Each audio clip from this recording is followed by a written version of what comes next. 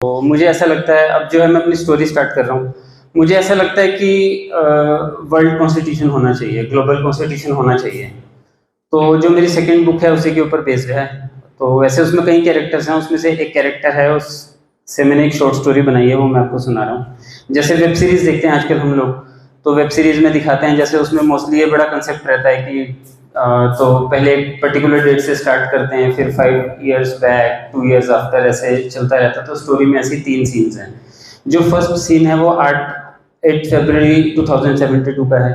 तो नई संसद का निर्माण हुआ है, जो वर्ल्ड पार्लियामेंट है, जिसका निर्माण इजिप्ट में हुआ है। तो मीडिया में उसकी काफ़ी चर्चा चल रही है।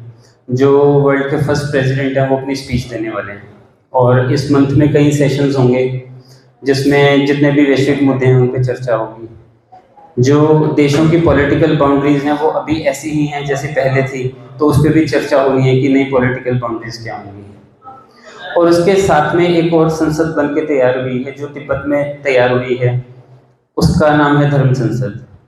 लोग अनऑफिशियल धर्म संसद बहुत करते हैं, तो मुझे लगता है ऑफिशियल धर्म संसद भी होनी चाहिए, और वहाँ पे जितने भी लोग हों, प्रतिनिधि हों, वो जनता के द्वारा चुने हुए होने चाहिए, और सभी धर्मों के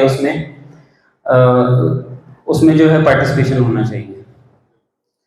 तो अब नेक्स्ट सीन जो है वो 50 साल पहले का है, 8 फरवरी 2022।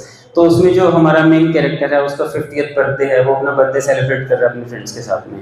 तो लोग फ्रेंड्स बैठे हुए ऐसे ही आपस में बात कर रहे हैं, तो बात करते करते उनमें बहस छिड़ जाती है। जो करंट टॉपिक्स हैं, जो आजकल के मुद्दे हैं, तो उसमें बहस छिड़ जाती है। होता है नॉर्मली जब हम फ्रेंड्स लोग बैठते हैं, तो जब बड़े बड़े मुद्दों पे हम बात करते हैं, टेररिज्म की बात करें, विमेन एम्पावरमेंट की बात करें, कुछ लोग कहते हैं कि women they are already empowered, कुछ को लगता है कि एम्पावरमेंट की जरूरत है। तो वो ऐसी बहस करते हैं, तो एक बीच में से एक फ्रेंड बोलता है कि इसमें हम कर भी क्या सकते हैं। और नॉर्मली हमारा जो टॉपिक, जो डिस्कशन काइंड है, वो इसी बात पे होता है कि हम कर भी क्या सकते हैं। तो कैलाश उसमें बोलता है कि दलाई लामा का एक कोट है, if you think you are too small to make a difference, try sleeping with the mosquito. और मजरू सुल्तानपुरी जी का एक शेर है, मैं अकेला ही चला था जाने की मंजिल मगर लोग साथ आते गए और कारवां बनता गया। मतलब अगर हमें कुछ भी चेंज करना है तो उसके भी शुरुआत कर सकते हैं, हम ऐसा नहीं कह सकते हैं कि हम इसमें क्या कर सकते हैं।